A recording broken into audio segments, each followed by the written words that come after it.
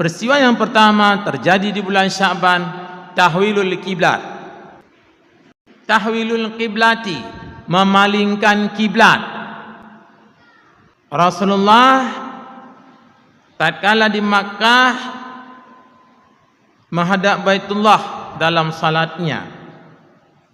Tatkala tahun pertama hijrah ke Madinah, turun ayat Rasulullah menghadap salat kiblatnya Baitul Maqdis.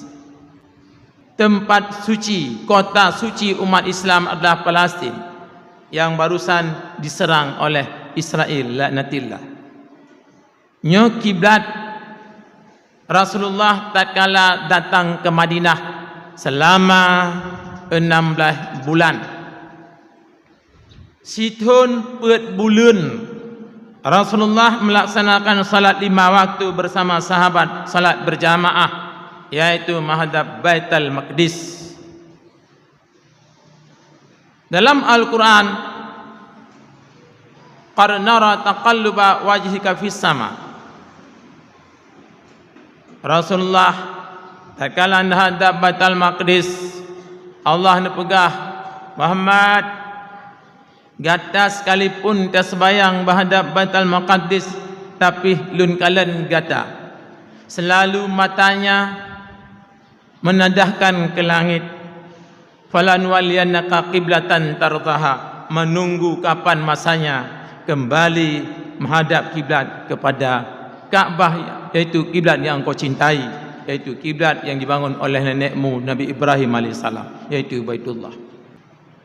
Rasulullah tip wate, tip urut, tip sa'ah, selalu matanya menadahkan ke langit, menunggu kapan turunnya wahyu untuk paling kiblat ke Baitullah. Tepatnya pada tahun 2 Hijrah, bertepatan dengan 15 Sya'ban, tatkala Rasulullah melaksanakan salat asar, 2 rakaat menghadap Baitul Maqdis, 2 rakaat menghadap Ka'bah. Tengah Rasulullah duduk tahiyat awal, bangkit untuk rakaat yang ketiga, turunlah sepotong ayat, fawalli wajhaka syatral masjidil haram. Ya Muhammad, telah sampai hasratmu, telah sampai hajatmu. Hari ini kembali menghadap Baitullah, Ka'bah yang dibangun oleh nenekmu Ibrahim alaihissalam. Kajian terjadi pada bulan Sya'ban, 15 Sya'ban tahun 2 Hijrah. Paling dalam kiblat kepada Baitullah sejak zaman Rasulullah sampai orangnya, kiblat umat Islam adalah Baitullah Makkah Mukarramah.